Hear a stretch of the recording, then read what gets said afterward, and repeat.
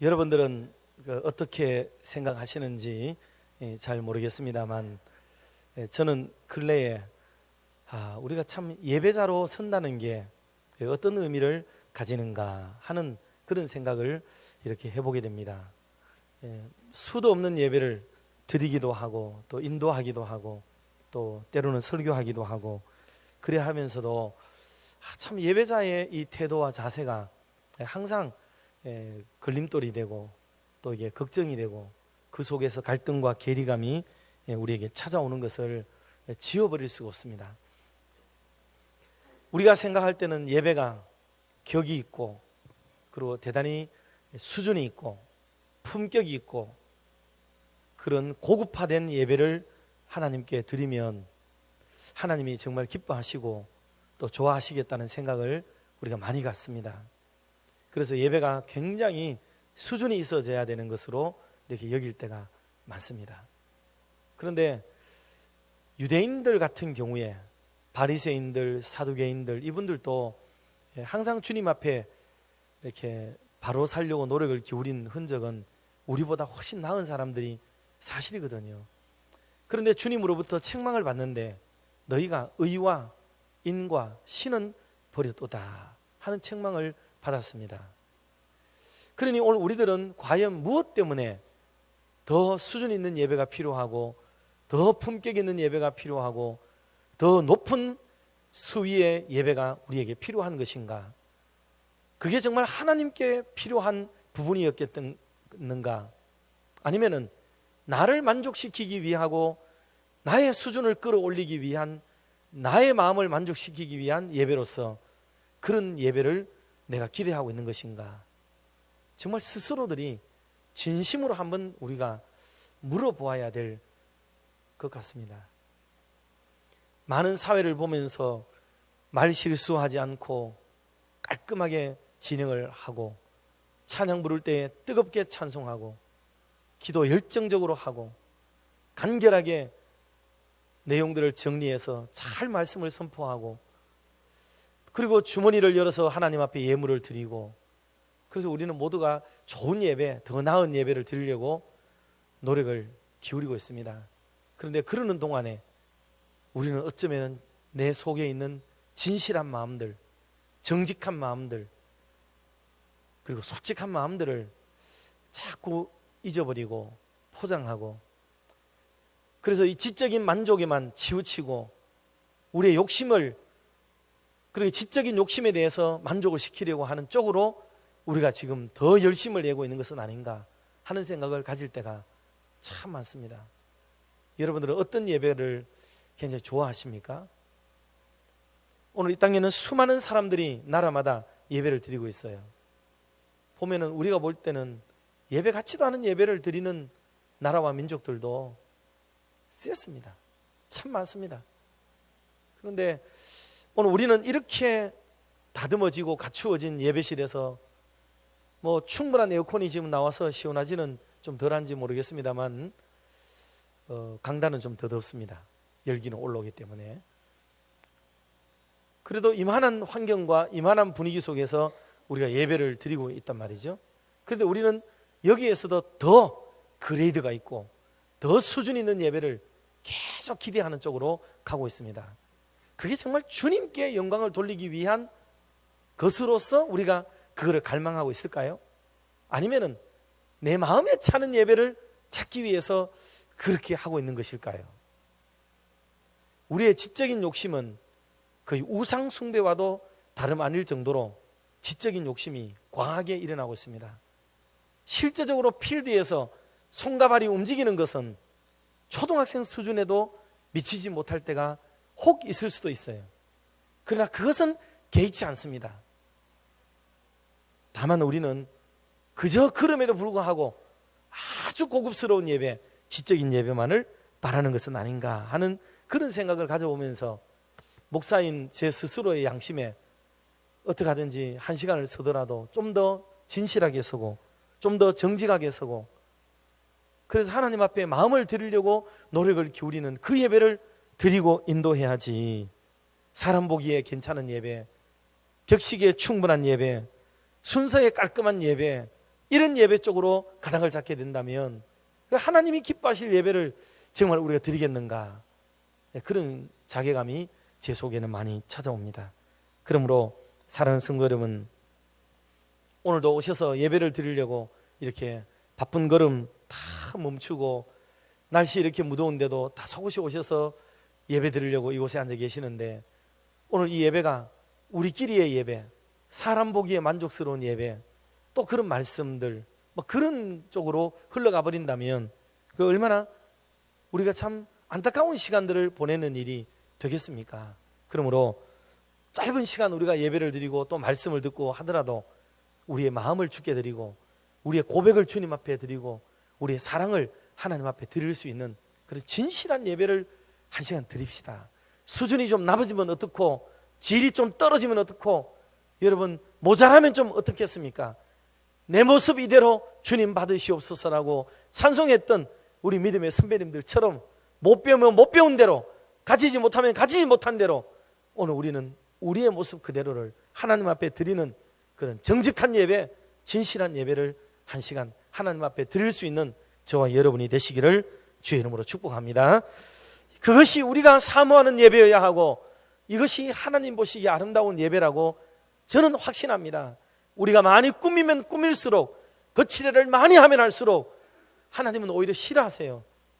하나님은 모든 일에 영향력이 하나님이시기를 바라지, 우리가 모든 일을 기획하고 예배를 이렇게 어떻게 해서 오늘 우리가 잘했고 우리가 어떻게 했고 우리가 주체가 되고 우리가 주인이 되는 그런 예배를 원하시는 게 아니고, 하나님은 하나님이 주도하시고 하나님이 주인이 되시고 하나님이 주인공 되시는 그 예배를 하나님은 기대하고 계시다는 것을 우리가 기억하며 오늘 이 시간 사람 보지 말고 어떤 순서 보지 말고 오직 주님만 바라보는 은혜의 시간 되시기를 주의 이름으로 축원합니다.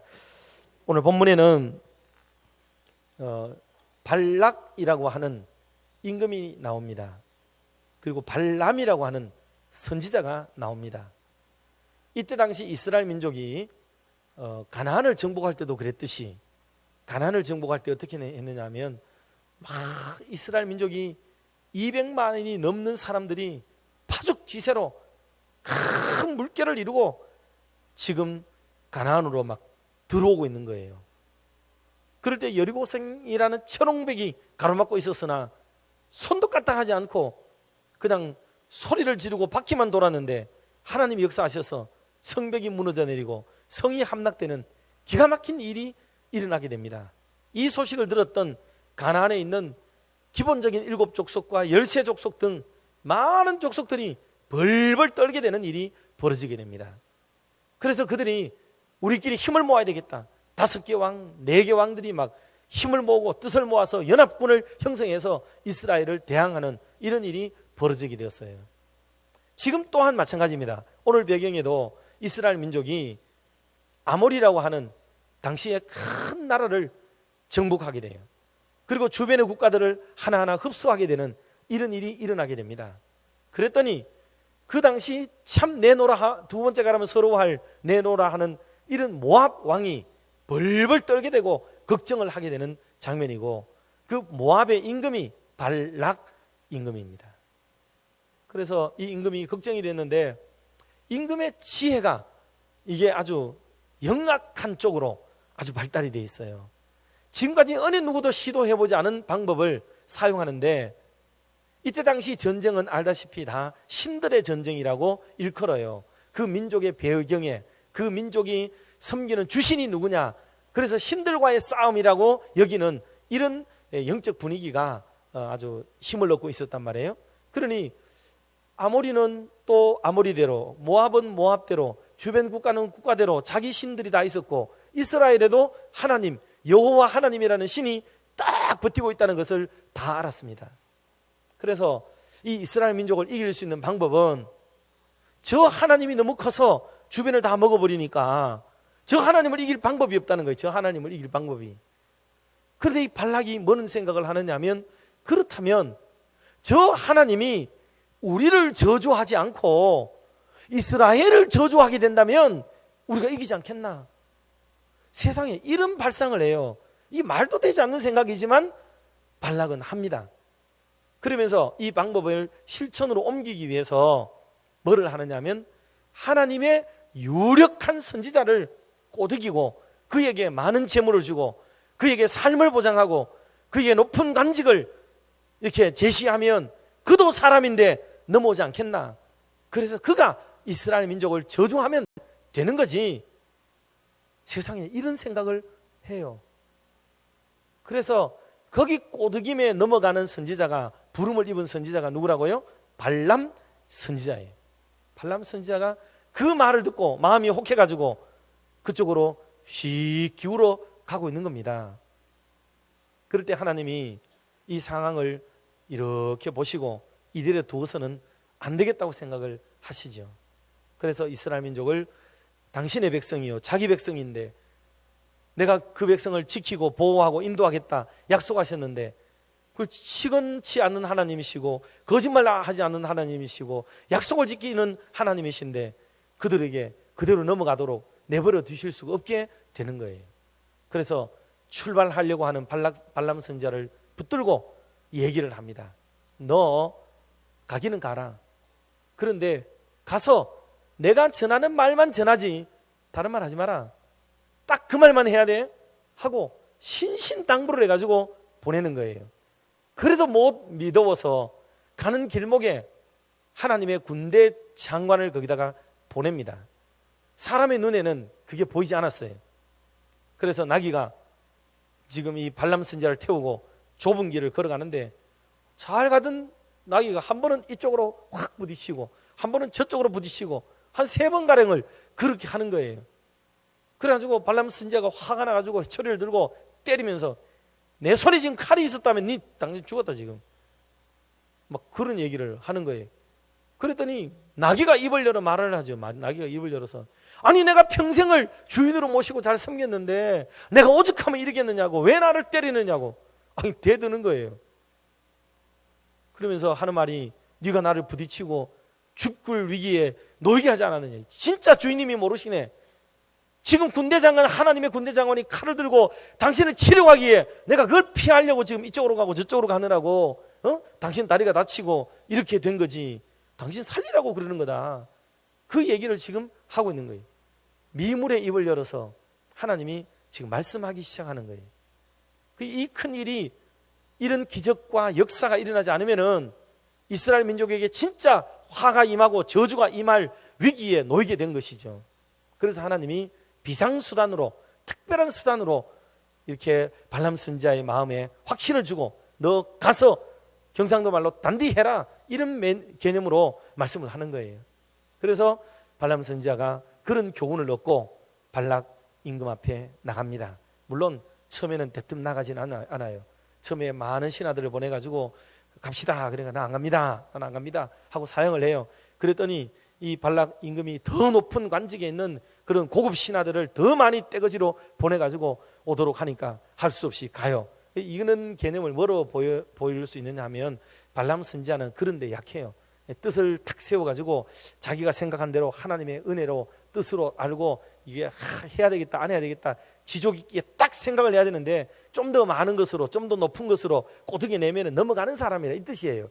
그런 식으로 천천히 서서히 굽어져 가는 이 선지자의 모습을 보여주고 있는 그 대목입니다. 그러다가 가서 임금이 제단을 7개 딱 준비하고 송아지를 잡고 순양을 잡아가지고 7제단에 각각 한 마리씩 해가지고 다 제사를 드려요. 그러는 동안에 발람 선지자에게는 깊은 감동과 영감이 일어나요. 그래가지고 이 발락 임금은 그렇게 헌신하고 희생하고 데려왔으니까 저주를 해주리라고 생각했는데 그의 입에서 나오는 말은 이스라엘을 향한 축복의 말만 나오는 거예요. 할렐루야. 이게 하나님의 역사예요. 하나님의 역사.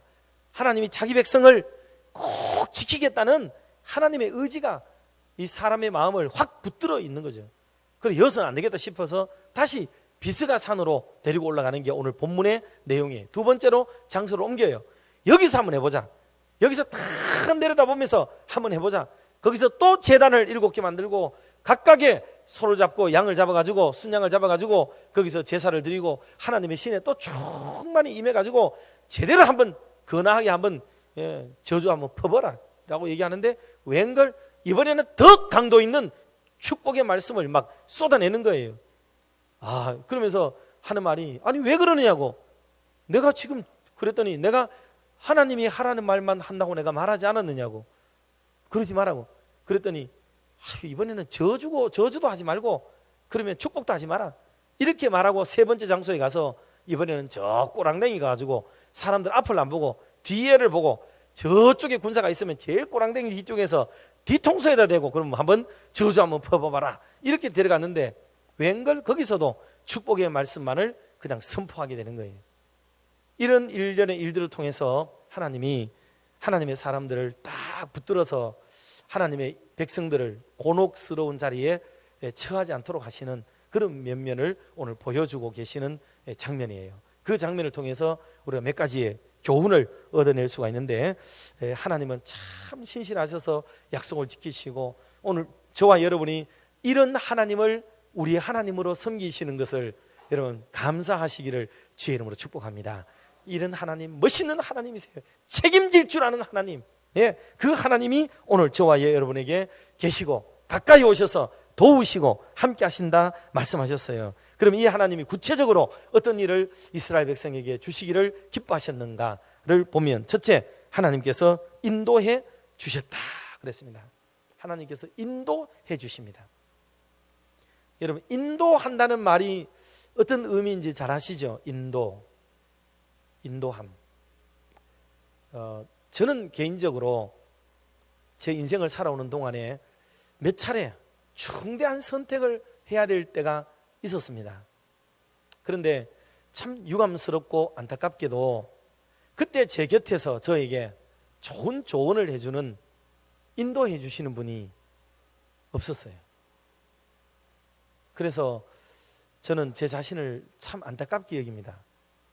물론 지금 여기까지 이만큼 하나님의 은혜로 또 목사가 되어서 또 이렇게 남들이 볼 때도 그렇고 참 잘됐다 이렇게 생각하고 뭐 그러는 분들이 이렇게 많으시니까 참 잘된 거죠. 그런데 제 마음에는 제 자신을 잘 알아요. 그래서 저는 비품 인생입니다. 비품. 정품이 되지 못했어요. 그래서 저는 우리 주일학교에서 자라나는 우리 다음 세대들이 항상 정품이 되기를 늘 기도하고 있습니다. 돌예배 가도 그 말씀을 전하고 무슨 어디에 가도 그 말씀을 전하고 저는 우리 애들이 다 그렇게 자랐으면 좋겠어요. 그러려면 처음부터 인도자를 만나야 돼요. 학교를 들어가는데 그 시골에서는 다 공부 잘하잖아요, 누구든지. 그래서 저도 시골에 있었기 때문에 그때는 공부 잘했습니다. 그래가지고 상도 많이 받고, 개근상도 많이 받고, 우등상도 많이 받고, 표창장도 받고, 참 상을 많이 받았던 것 같아요. 그래서 고등학교를 들어가야 되는데 시골에 목양을 하러 오신 전도사님이 서울에 가면 돈도 벌고 또 직장도 다니고 그러면서 공부도 할 수 있고 그러면 부모님도 걱정 안 시켜드리고 잘 될 수 있다는 이런 말을 하는 거예요. 그리고 우리 동생 놈이 홀짝 올라가가지고 먼저 그거 올라가 버리네. 그거 초등학교 졸업한 거예요. 초등학교 졸업하고. 그래 아버지가 보내놓고 걱정이 돼요. 갈 때는 갔지만은 보내놓고 맨날 근심으로 지내니까 역사적인 사명을 가지고 집안의 장남으로서 아버지 제가 올라가서 데리고 오겠습니다. 이래가지고 올라갔는데 데려오기는 뭘 데려와요. 저도 그거 붙들려가지고 같이 내려오지도 못하고 그 신문사에 가가지고 코 딱 끼니까 요동도 못해요. 그냥 못 나옵니다. 그대로 가서 있습니다. 마이너스 월급 받아보셨어요? 마이너스 월급? 매달 보통 한 3만 원 정도씩 월급을 받아야 되는데 마이너스 한 15,000원 정도가 마이너스가 되는 거예요. 이유인즉슨 신문을 배달하고 나면은 신문이 탁 던지면 왜 어떤 신문은 이게 신문을 던지거든. 새벽 신문이기 때문에 새벽에는 막 던져야 됩니다. 3층도 던지고 막 4층도 던져 올리고 접어가지고 탁 올리면 기가 막히게 올라갑니다. 창문 요만큼은 열어놔도요 밑에서 딱 던지면 그걸로 팍 들어가요. 그런데 한 방에 안 들어갈 때 있잖아요. 올라가다 탁 풀어져 가지고 어디 막 풀어져 버리거나 떨어져 버리거나 하면은 안 올라가요. 그럼 신문 부수 딱 맞춰가지고 왔는데 모자라는 부수는 자기가 한 부에 500원씩 물어내야 돼. 그리고 떡 던졌는데 마침 그 위에 청소하고 난 뒤에 물이 덜 말라가지고 바닥에 물기가 있어 신문 젖으면 주인이요 대번 전화가지고 신문 안 돌았다 해요. 그래야 갖다 주거든요. 돌았는데 젖었다 이렇게 말합니까? 그래 말 안 하잖아요. 안 돌았다. 그래 불착이 되면 500원 까야 돼요. 그럼 하루에 그런 분들이 꼭 계세요. 나무가지에 걸리거나 개가 물어뜯거나 지저분해지거나 물에 젖거나 좀 펼쳐져 왔거나 기분 나쁜 모양으로 도착했거나 하면은 신문 안 돌았다고 전화해요.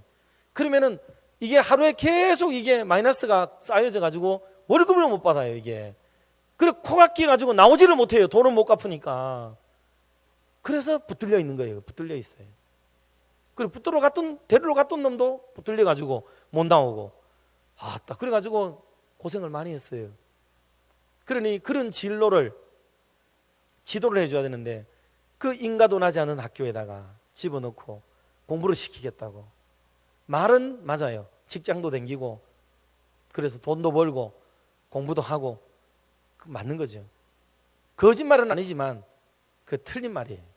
그래서 지도를 그렇게 하니까 결국은 인생이 비품 인생이 돼가지고 나중에 검정고시를 보고 공부하고 싶은 열망 때문에 얼마나 많은 시간을 소진하고 5년의 세월을 허비하고 물론 이런저런 경험은 많이 했지만은 그래서 돌고 돌아가지고 그래서 목사가 되는 코스로 가서 공부를 하고 오늘 여기까지 오는데 다른 사람들처럼 쑥 올라갔더라면은 훨씬 더 빠르고 멋있고 더 그렇게 알차게 우리 교회를 더 은혜롭게 목양할 수 있는 목사가 되었을 텐데 실력이 이게 가지건이라서 참 안 됐습니다.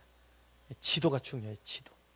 그 뒤로도 여러 번 있었습니다. 여러 번의 결정을 해야 될 때 학교의 문제, 뭐 직업의 문제 등 다양한 일이 있었지만은 그때마다 옆에서 인도해 주는 사람이 제게는 없었어요. 저는 그게 너무 인생을 살아오면서 가슴 아프고 그때 누가 좋은 말을 해주고 했으면 좋았을 것 같아요. 물론 어느 게 더 중요하냐를 따지게 되면 뭐 할 말이 없어요. 저는 개인적으로는 중학교 때까지는 법관이 좀 되고 싶었고요. 우리 할머니의 남동생인 안동교회에 원로 장로님이 계시는데 그 장로님은 저를 육사를 보내고 싶어가지고 거기에 원서까지 다 써놓고 저를 그 밀어 넣으려고 하셨던 장로님이 계시는데 결국은 그 길 다 못 가고 이 길로 이렇게 이제 돌아서 오게 되는 그런 일이 벌어졌습니다. 참 결과적으로는 하나님의 인도하심이 맞아요. 그러나 그때로서는 저를 옆에서 좀 잘 이렇게 인도해주고 가이드라인을 제시해주고 선택의 폭을 얘기해주고 그렇게 기도하면서 해주었던 분들이 있었더라면 참 좋았겠는데 인생 사는 동안에 여러 직장도 다녀보고 했지만 모두가 자기 이익 손해의 문제로 사람을 얘기하더라고요. 그래서 자기 이익을 위해서 네가 이렇게 하면 좋겠다 저렇게 하면 좋겠다 얘기하지 저를 위해서 진로 지도를 해주진 않더라고요. 그래서 그게 가슴에 늘 아파요. 그래서 저는 성경에 나오는 인도하심이라는 단어가 나오면 저는 그게 피부로 와닿아요. 하나님의 인도하심이 뭔지를 이게 얼마나 위대한 일이고 얼마나 대단한 일인지를 저는 이게 피부로 와닿아요.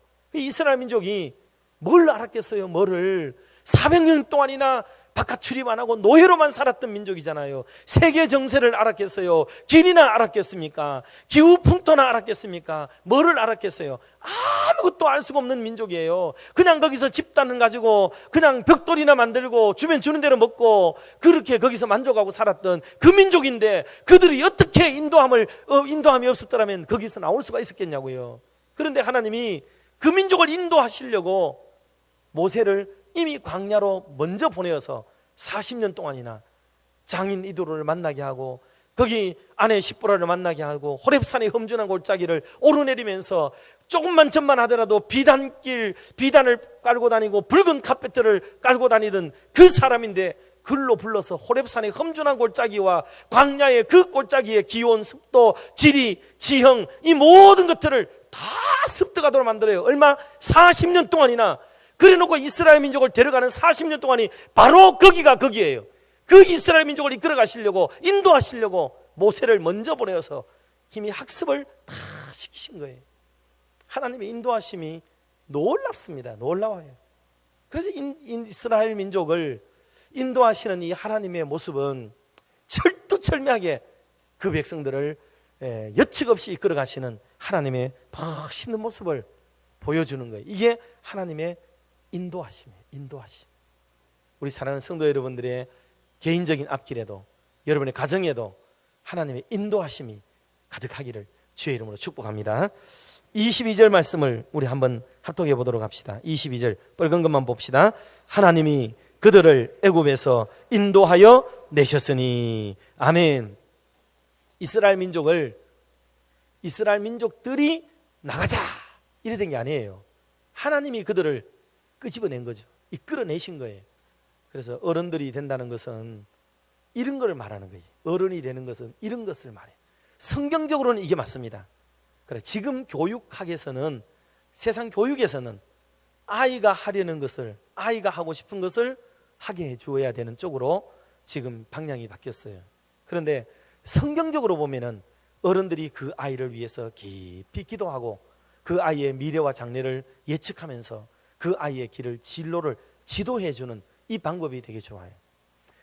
아이들은 똑똑하긴 해요. 잘 알아요. 그러나 자기의 선택에 대해서 정확한 정보도 없고 확신도 없고 경험도 없습니다. 이게 성공할지 실패할지에 대한 두려움도 있을 수 있어요. 막상 뭐를 하려고 해도 뭐를 어떻게 해야 될지도 사실은 잘 몰라요. 그래도 간섭 자체가 싫기 때문에 내버려 두라고 얘기하기 때문에 어른들이 그냥 손 놔버리지만, 그냥 그건 바람직한 건 아니에요. 그 아이들이 뭐를 원하면 원하는 대로 부모님과 상의하고 잘 얘기해서 인도를 받아야 사람이 잘 되고 성공하게 되고, 그래서 멋진 인생을 살아가게 되는 길이 거기에 있는 거죠. 인도를 받아야 됩니다. 다윗은 하나님께 늘 기도할 때마다 여호와께서는 나의 목자가 되시고 잔잔한 시내 물가로 푸른 초장으로 나를 인도하신다, 이렇게 고백을 해요. 인도하시는 하나님을 경험하고 사는 거죠. 왕이 되면 자기가 결정 다 해야 되잖아요. 자기가 최종 의사결정권자란 말이에요. 그런데 다윗의 마음에는 언제나 자기 위에 왕의 왕이 계시는 거예요. 항상 왕의 왕이 있어서 자기가 왕이면서도 내보다 더 크신 왕이 나를 인도해 주신다는 이런 마음 속에 그가 살은 사람이 다윗이에요. 그래서 다윗의 위대성이 거기 있다고 볼 수가 있는 거죠. 오늘 우리 교회도 그렇습니다. 교회도 하나님이 인도하는 교회가 되면 우리 교회가 정말 주님의 교회가 되고 은혜로운 교회가 되고 역사하는 교회가 될 줄로 믿습니다. 사람이 이끌어가면 안 돼요. 사람이 이끄는 것은 부족해요. 여러분, 사람을 재촉하지 마세요. 사람에게 재촉해가지고 이래라 저래라 이러자 저러자 이러면 그 사람이 조급해지게 되어 있습니다. 그러면 하나님의 인도하심을 받기 전에 자기가 쫓아가지고 뭐를 해야 돼요. 그러면 그 일은, 사람이 하는 그 일은 모두가 부족해요. 제대로 되지 않습니다. 여러분, 우리는 다 식구들이니까 솔직하게 말씀을 드리지만, 여러분, 우리 교회가 한때 참 많은 부흥과 성장을 가졌던 적이 있죠. 복도에 사람이 지나다니려면 부딪혀서 지나다닐 수가 없었어요. 저 유아실에 70여 명의 성도들이 빼곡히 모여가지고 애 데리고 찌는 듯하게 그렇게 지냈던 적이 있습니다. 그런데 그때 여러분, 양심의 선을 넘고 저와 여러분이 뭐를 한 게 있나요? 우리가 뭐 한 게 있습니까? 우리가 뭐를 결정해가지고 뭐 그렇게 한 적이 있나요? 아무것도 없어요. 하나님이 다 하신 줄 믿습니다. 진짜입니다. 여러분, 우리가 뭐를 하기 위해서 뭐를 어떻게 하고 막 난리를 치고 뭐 해가지고 그래가지고 뭐 된 거 있습니까? 아닙니다. 하나도 없어요. 정말 주님이 다 하신 겁니다. 그렇기 때문에 여러분, 우리가 뭐를 자꾸 잔머리 굴리고 뭐를 해서 하려고 하는 것은 그게 바람직한 일이 아니고, 그거는 조급함에서 나오는 실수함만 나오게 되고 가시럽게 되고 영성 떨어지게 되고 힘겹게 되고 불편하게 되고 우리의 삶은 어눌할 수밖에 없는 존재들이기 때문에, 그렇게 하는 것보다는 우리가 조용히 엎드려서 하나님의 뜻을 묻고 우리가 해야 되는 신앙의 기본적인 삶, 예배와 기도와 말씀 안에 우리가 내 자신을 드리고 그렇게 성실하고 정직하고 은혜롭게 다시 우리 자신을 세우게 되면 하나님이 귀한 성도들을 보내주시고 놀라운 역사를 이루어 가실 주인공이 되실 줄로 믿습니다. 하나님이 하세요. 하나님. 여러분, 우리가 한다고 생각하지 마세요. 이상하게도 우리가 뭐를 하려고 설쳐대면 설쳐댈수록 자꾸 긁어 부스럼이 나고 시끄러워지게 되고 막 문제가 일어나게 되고 아픔을 경험하게 되는 이런 일들이 목회 현장에는 참 많이 느껴져요. 저도 기도하는 중에 네가 뭐를 할 수 있다고, 네가 뭐를 한다고, 네가 뭐를 또 했다고, 그런 질책의 소리를 들어보면서 참 우리가 정말 하나님 앞에서 하나님이 일하시도록 우리가 그렇게 해야 되겠다라는 그 믿음의 그 간증을 여러분 앞에 지금 드리는 겁니다. 물론 이것을 뭐 신학적으로 성경적으로 어쩌고 저쩌고 그렇게 안 해요. 이거는 목사가 기도 중에 자기 신앙적으로 고백하는 말이기 때문에 여러분이 그렇게 받으시면 됩니다. 그러므로 하나님의 인도를 받는 저와 여러분이 됩시다. 그러면 그 옛날 하나님이 이스라엘 민족을 끄집어내고 뜨거운 광야길을 갈 때에 구름으로 막아주시고 추운 밤에 그 불기둥으로 저들을 따뜻하게 해주시고 메마른 광야 지나고 건조한 사막을 지나갈 때에 하나님이 저들에게 또 이렇게 마실 물들을 일으켜서 주시고 평안한 안식처로 이끌어 가시는 그 인도하심을 오늘 저와 여러분의 삶의 현장에도 디테일하게 경험하게 되는 은혜가 있게 될 줄로 믿습니다. 두 번째는 하나님께서 힘을 더하여 주신다 그랬습니다. 하나님이 힘을 주세요. 22절 말씀 후반부를 같이 한번 읽어봅시다. 그의 힘이 들소와 같도다. 아멘.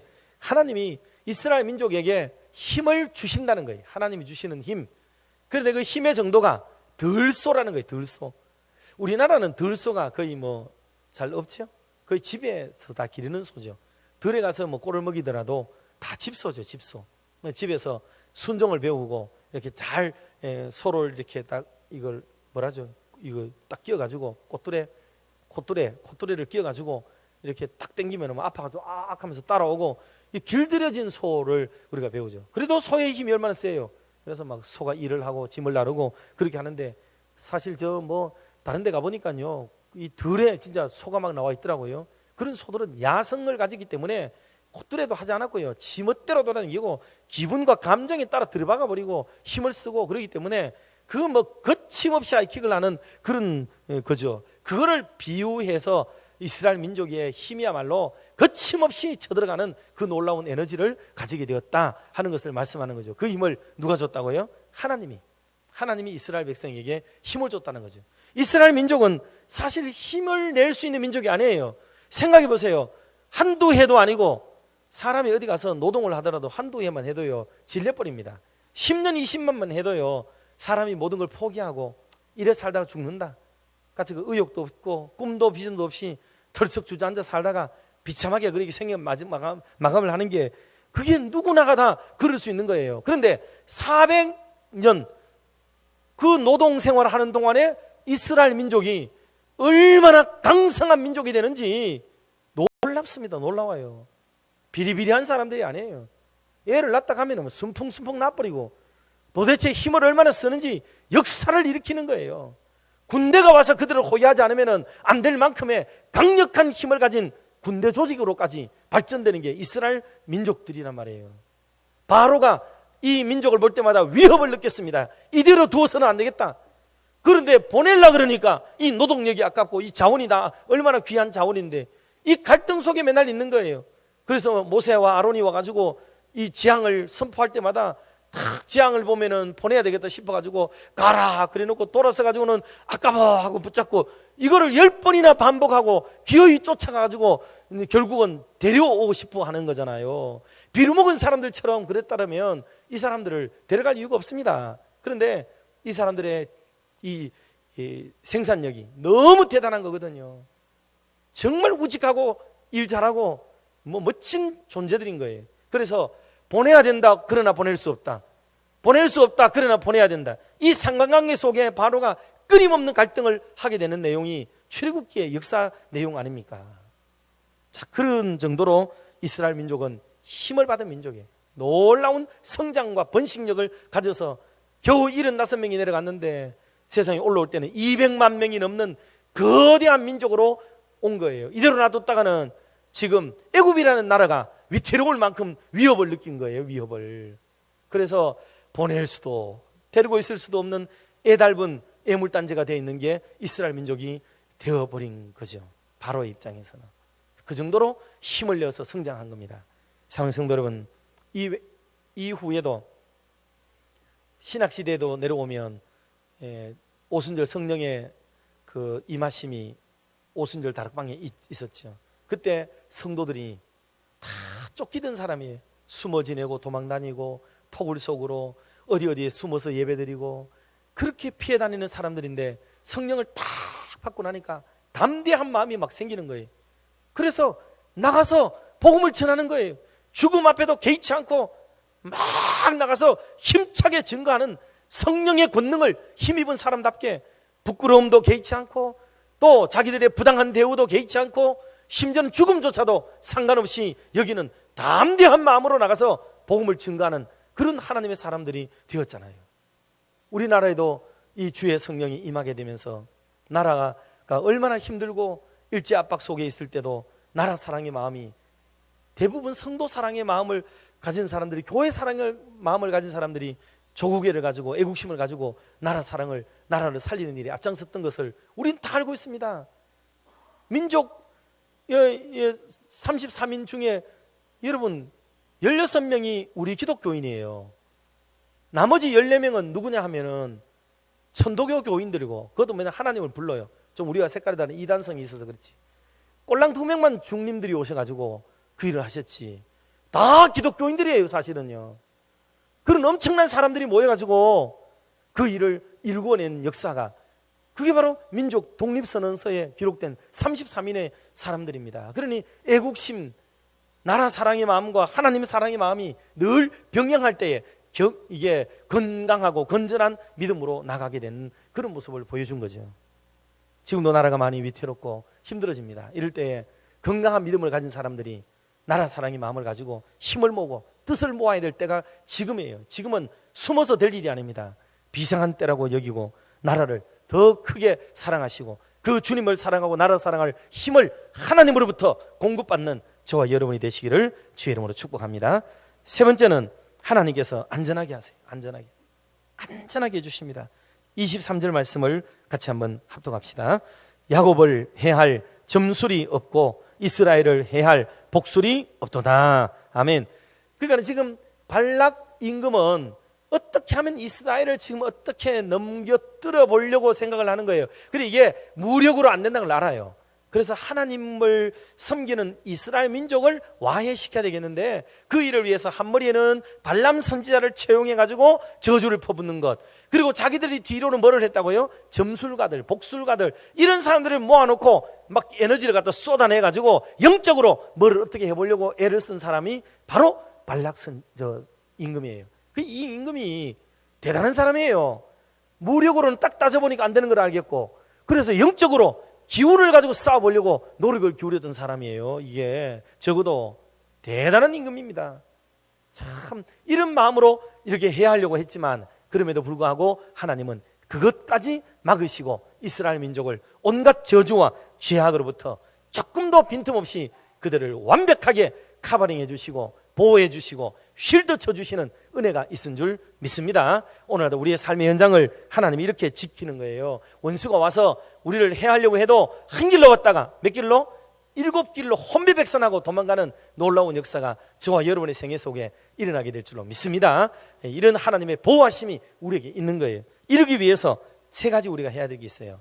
첫째, 믿음이 충만해야 됩니다. 여러분 신앙을 충만히 가지세요. 건강하고 좋은 믿음을 가지세요. 이 믿음을 이렇게 튼튼하게 가지기 위해서는 기도 생활이 대단히 중요해요. 그래서 영적으로 하나님 앞에 이렇게 앉아 계세요. 영적으로 하나님 앞에 자꾸 앉고, 그 다음에 또 부르짖어 기도하고 앉아 묵상하고 말씀 생각하고 하는 이것이 우리의 믿음을 자꾸 키우는 좋은 방법이 되는 하나의 방법이 돼요. 두 번째는 깨끗한 생활을 해야 됩니다.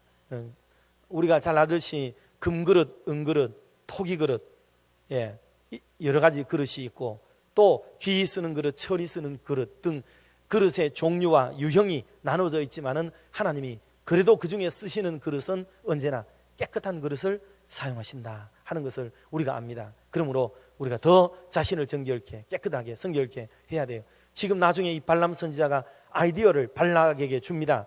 이렇게 이기는 척 하던 사람이 뭐라고 아이디어를 주느냐면 이스라엘 민족이 약한 게 있습니다. 그게 청년들에게 여자들 좀 갖다 주세요 해가지고 모압의 아리따운 여자들을 그다가 다 풀어가지고 이 이스라엘 안에 이게 방탕과 속된 일들이 벌어지도록 만들어서 하나님의 저주가 거기 임하도록 만드는 이런 방식의 아이디어를 이 사람이 주게 되는 거예요. 이게 얼마나 나쁜 인간으로 점점 나아가게 되는지를 보여주는 것입니다. 하나님은 깨끗해야 됩니다. 여러분의 가정도 깨끗하고 우리의 교회도 깨끗하고 여러분의 사업장, 일터, 우리 개인의 생애를 항상 정결하게 만들어가서 하나님이 쓰시기에 합당한 의의 병기들이 되시기를 주의 이름으로 축원합니다. 마지막 세 번째는 헌신이에요. 헌신이 꼭 뒤따라와야 됩니다. 여러분 연세가 많으신 분들은 많은 대로 하나님 앞에 헌신할 수 있어요. 또 젊은이들은 젊은이들대로 헌신할 수 있습니다. 돈이 있는 분들은 돈이 있는 대로 드릴 수 있어요.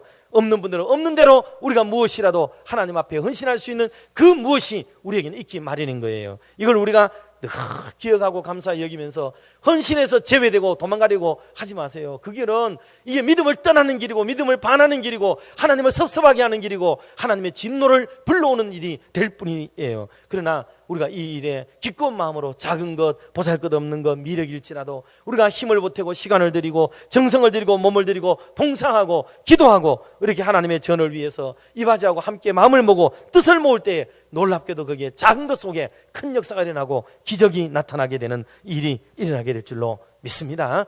이런 걸 통해 가지고 하나님의 인도, 보호를 받고 우리가 하나님의 그 살아계심을 경험하게 되는 놀라운 일이 벌어지게 됩니다. 이런 은혜를 경험하며 살아가는 저와 여러분 모두 되시기를 주의 이름으로 축복합니다.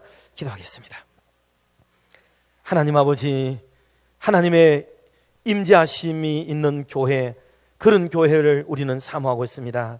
그러기 위해서 그렇게 되는 일은 하나님이 인도하시고 지키시고 우리를 보호하시는 놀라운 일이 있기 때문입니다. 이를 위해 우리의 믿음이 더 상승되어져야 되겠습니다. 하나님 앞에 더 아름다운 봉사와 헌신이 일어나기도 해야 되겠습니다. 우리 자신을 정결하고 깨끗하게도 해야겠습니다. 그래서 하나님이 나와 함께 머무시고 우리와 함께 임마누엘로 계셔서 주님의 영광을 거두시고 우리는 그 안에서 자유와 평화를 누리고 그리고 행복과 또 기쁨과 인도하심을 받는 아름다운 삶을 살아가도록 인도해 주옵소서. 이 거룩한 주일에 이 사실을 각오하고 결단하고 다짐하며 이 자리를 내려가도록 하나님 인도해 주시옵소서. 예수님의 이름으로 기도드리옵나이다. 아멘. 이 시간에 우리 325장 찬송 부르면서 준비하신 예물을 하나님께 봉헌하겠습니다. 봉헌할 때 우리 총회 세례 헌금도 같이 우리 봉투에 넣어서 드리도록 그렇게 하겠습니다.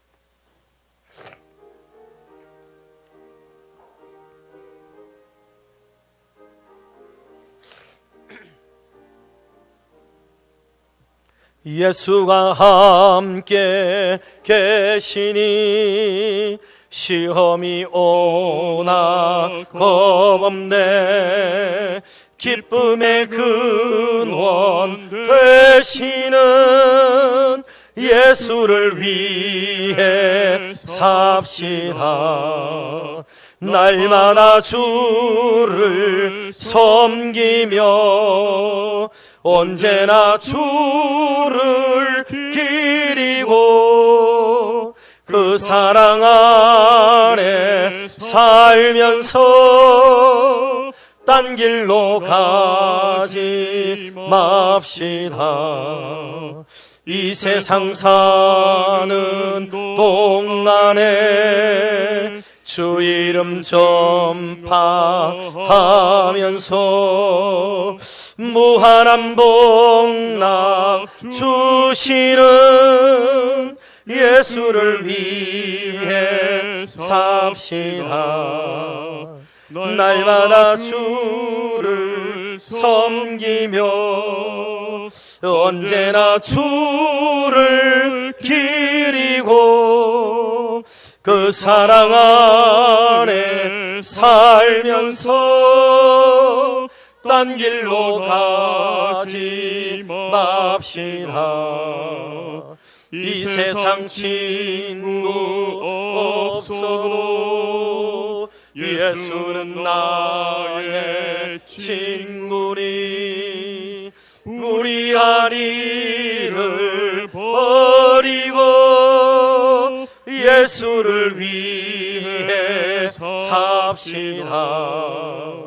날마다 주를 섬기며 언제나 주를 기리고 그 사랑 안에 살면서 딴 길로 가지 맙시다.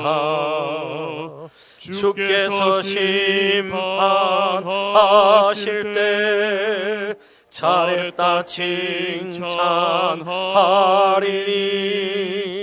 이러한 상급 받도록 예수를 위해 삽시다. 날마다 주를 섬기며 언제나 주를 기리고 그 사랑 안에 살면서 딴 길로 가지 맙시다. 교회 소식을 몇 가지를 드리겠습니다. 지난 주일에 우리 로비 1층 로비에 대형 선풍기를 우리 김도현 집사님, 신하순 권사님 가정에서 헌물을 하셨습니다. 감사를 드리고요. 8월 7일 날 수요일 날 아침 10시에 우리 교회에서 교회법 세미나가 열리게 됩니다. 오늘날 많은 목사님들이 기본적인 교회법에 익숙지 않아서 목양에 실수하는 경우를 많이 보게 됩니다.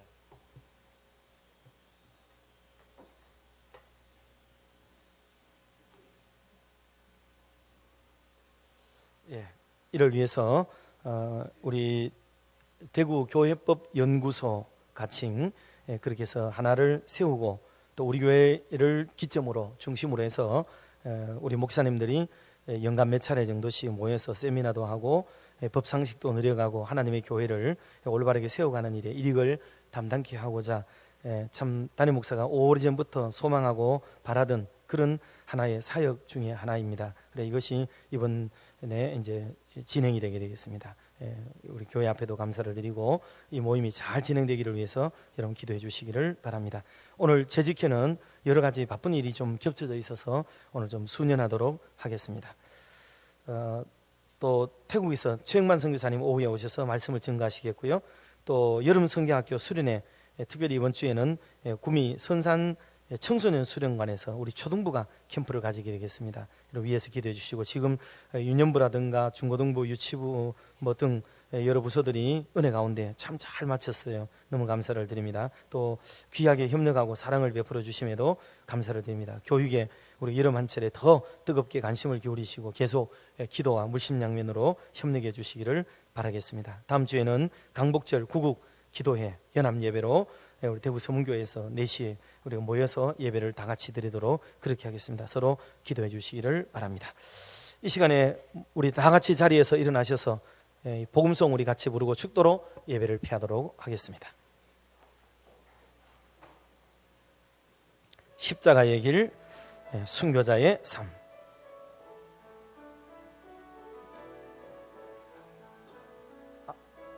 언급이 안 했지?